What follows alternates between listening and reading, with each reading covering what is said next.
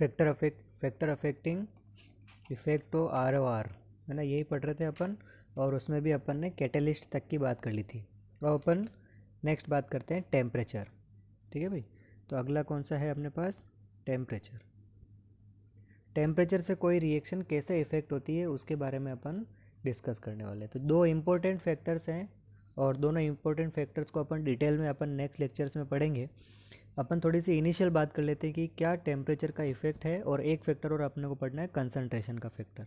ठीक है, तो अपन आज बात करेंगे टेम्परेचर के इफेक्ट की और कंसंट्रेशन के इफेक्ट की। इनकी डिटेल स्टडी अपने को नेक्स्ट लेक्चर्स में करनी है। अगर अपन जनरली बात करें, ठीक है, तो यहाँ अपने को एक्सोथर्मिक एंडोथर्मिक उनके बारे में नहीं सोचना है, क्योंकि वो बातचीत होती है प्रोडक्ट बनने के बाद। अभी अपन रेट ऑफ रिएक्शन की बात कर रहे हैं, तो यहाँ पर अपन रिएक्टेंट्स की बात कर रहे हैं कि टेम्परेचर का क्या रिएक्शन की रेट पर डिपेंड करेगा, है ना, कैसे क्या फ़र्क पड़ने वाला है। तो जनरली अगर अपन बात करें, जनरली ROR इंक्रीजेज, चाहे वो एक्सोथर्मिक हो चाहे वो एंडोथर्मिक हो, क्योंकि एक्सोथर्मिक और एंडोथर्मिक आप डिटरमाइन करते हो कब, जब आपको और प्रोडक्ट की फॉर्मेशन होगी तब।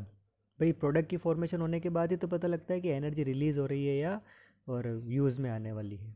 ठीक है भाई, तो अपन इनिशियल स्टेट पे बात करें तो जनरली जो रेट ऑफ रिएक्शन है वो इंक्रीज होती है, और क्या करने पर, on increasing temperature.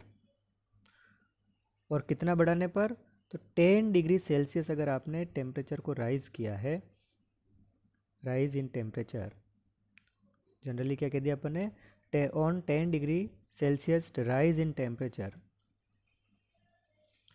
Rate of reaction increases 2 to 3 times.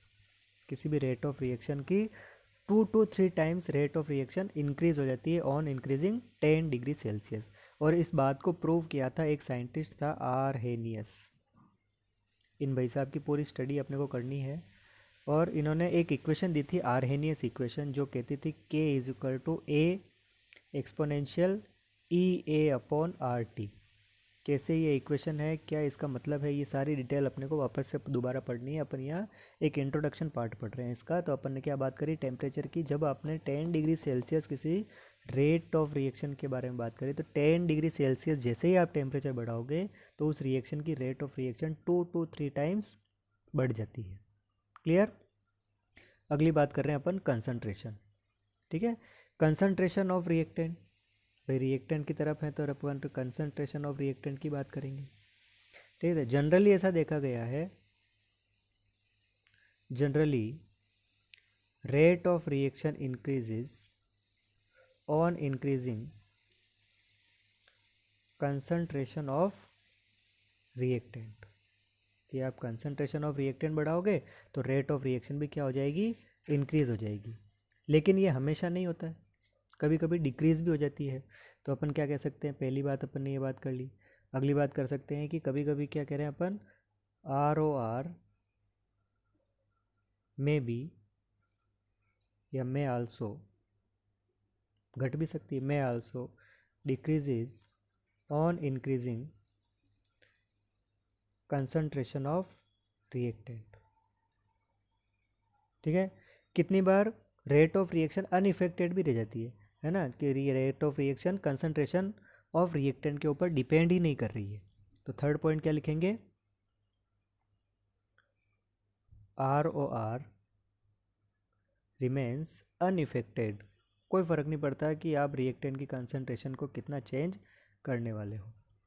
ठीक है भाई, अपन एग्जांपल्स से बात करेंगे। अपन कहीं एग्जांपल मिल भी जाते हैं बुक्स में, कहीं एग्जांपल नहीं भी मिलते हैं अपने को।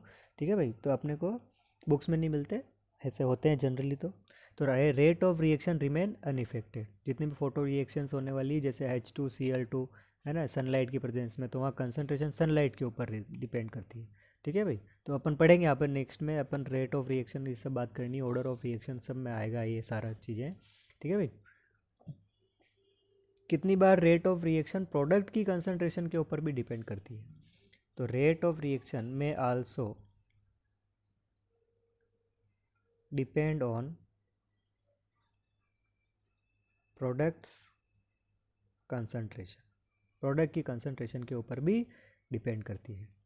कितनी बार कोई रिएक्शन अगर है, बहुत सी टाइम अपने को ऐसी रिएक्शंस भी देखने को मिलेगी जो रिएक्टेंट की मोर देन वन रिएक्टेंट के ऊपर डिपेंड करता है। ठीक है भाई, तो अपन क्या कर सकते हैं, ROR में डिपेंड ऑन वन रिएक्टेंट, जितने रिएक्टेंट है सभी के सभी रिएक्टेंट, और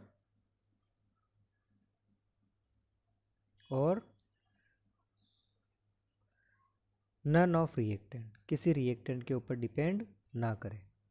किसी एक रिएक्टेंट के ऊपर डिपेंड कर सकती है रेट ऑफ रिएक्शन, सारे रिएक्टेंट के ऊपर डिपेंड कर सकती है, या किसी भी रिएक्टेंट के ऊपर डिपेंड ना करे रिएक्टेंट कंसंट्रेशन।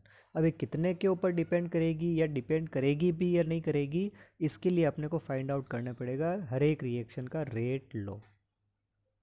ये रेट लो बताएगा कि रिएक्शन की कंसंट्रेशन रिएक्टेंट के ऊपर डिपेंड है, प्रोडक्ट के ऊपर है, या किसी पर भी नहीं है। ठीक है भाई, तो यहाँ से अपने को आगे टेम्परेचर की अगर अपन डिपेंडेंसी बात करेंगे तो आर्हेनियस इक्वेशन पढ़नी पड़ेगी, और जब अपन कंसंट्रेशन की बात करेंगे तो हम बात करेंगे रेट लो की। ठीक है भाई, आज ये छोटा सा ही अपन ने बात करी है क्योंकि अपने को इफेक्ट फिल करने थे। ठीक है, नेक्स्ट लेक्चर से अपन क्या स्टार्ट करेंगे, आर्हेनियस इक्वेशन और रेट लो। Thank you.